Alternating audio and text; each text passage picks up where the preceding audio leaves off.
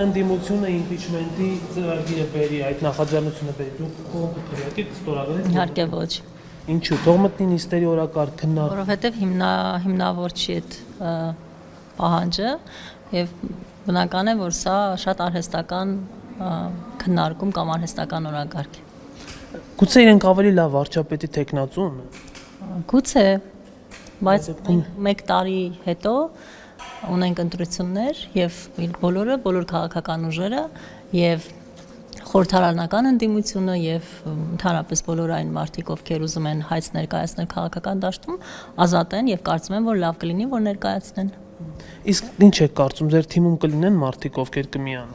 Վստահ եմ, որ ոչ։ Այսինքն այդպես կուրտ թիմ է ինքը։ Միանշանակ։